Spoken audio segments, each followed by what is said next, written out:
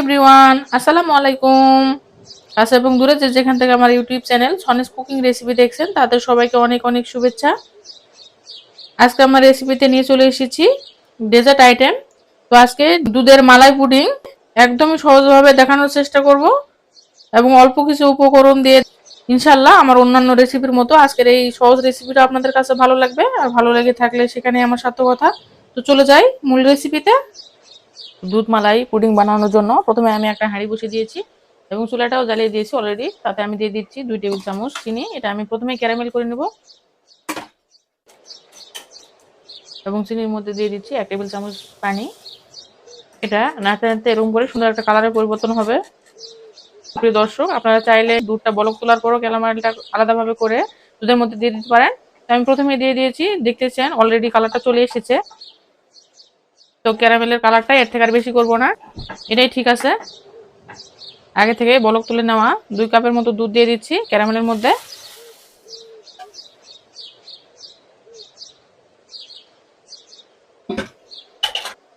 এখন দুধগুলো ক্যারামেলের সাথে ভালো করে মিশিয়ে নিব। দুধটা দেওয়ার সঙ্গে সঙ্গে কিন্তু ক্যারামেলগুলো একটু শক্ত হয়ে যাবে, ভয়ের কোনো কিছু নাই। এটা জাল দিতে দিতে আস্তে আস্তে দুধের সাথে মিলিয়ে যাবে এবং কালারটা অনেক সুন্দর আসবে। প্রিয় দর্শক, সুন্দর একটা কালার চলে এসেছে ক্যারামেলের। দিয়ে দিচ্ছি 3টের মতো সাদা এলাচ। এটা আমি মাঝখানটা একটু করে ফেটে দিয়েছি যাতে করে সুঘ্রাণটা বের হয়। সাদা এলাচের সুঘ্রাণটা দুধের মধ্যে মিশে গেলে সুন্দর একটা ফ্লেভার আসে, খুব সুন্দর লাগে সেই ফ্লেভারটা। দিয়ে দিচ্ছি 1/2 কাপ চিনি। চিনিটা অবশ্যই যে যার মতো দিবেন, কম বা বেশি।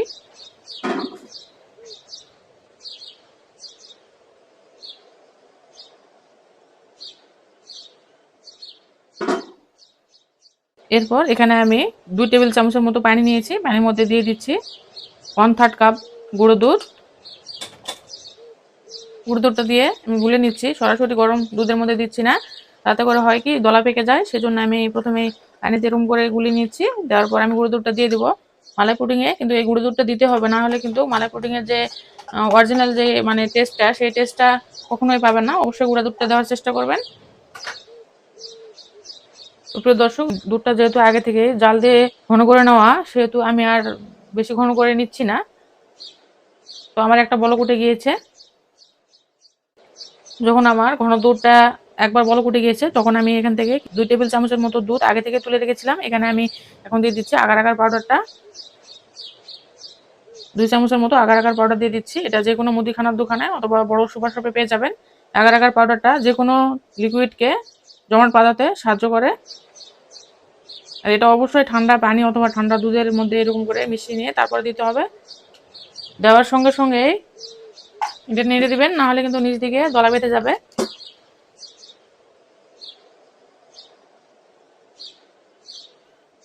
তো যেহেতু এটা আমার আগে থেকে বলক দিয়ে ঘন করে নেওয়া দুধ, সেহেতু একটা বলক উঠে গিয়েছে। তারপর আমি আগার আগারটা দিয়েছি এবং আরেকটা বলক উঠে গেলেই হয়ে যাবে। আর অবশ্যই ভালো আগার আগারটা নেওয়ার চেষ্টা করবেন, তাহলে কিন্তু খুব সহজে জমাট বেঁধে যাবে। প্রিয় দর্শক, আরেকটা বলক উঠে গিয়েছে। এখন আমি চুলাটা বন্ধ করে দিচ্ছি এবং অনেকটাই ঘন হয়ে গিয়েছে আগার আগারটা দেওয়ার পর।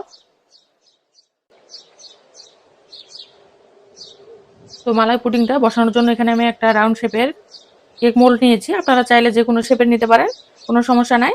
তো এটাতে আমি এখন গরম গরম মালাইটা দিয়ে দিব।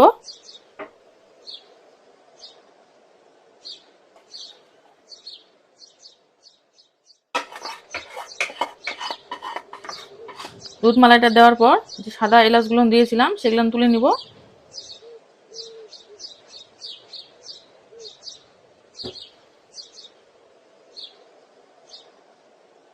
দুধ মালাইটা দিয়ে দিয়েছি, এটা কিছুক্ষণ ঠান্ডা হোক, তারপরে গার্নিশ করে দিব। যখন দেখবো হালকা কুসুম হয়ে এসেছে, তখন আমি উপর থেকে ছড়িয়ে দিচ্ছি ঘি দিয়ে ভেজে নেওয়া কাজু বাদাম কুচি।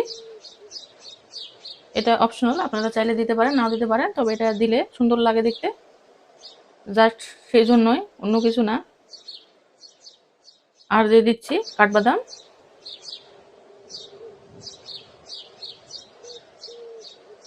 তো এটা খুব তাড়াতাড়ি জমাট বাঁধাতে আমি ফ্রিজে নর্মাল চেম্বারে রেখে দেবো 20 থেকে 25 মিনিটের মতো। তারপরে ফিরে আসছি কেমন হয়েছে দেখানোর জন্য।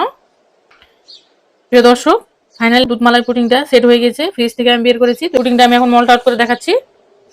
অনেক মজার একটা পুডিং। তার জন্য আমি প্লেটে এটা মলটা আউট করে দেখাচ্ছি।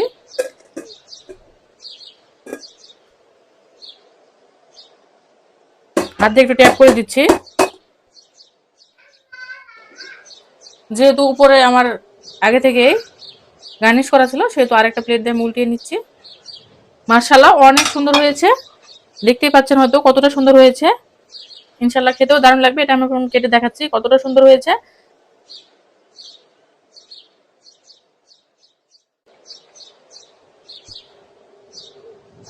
তো দর্শক, মালাই পুডিংটা অনেক সুন্দর হয়েছে, দেখতে পাচ্ছেন।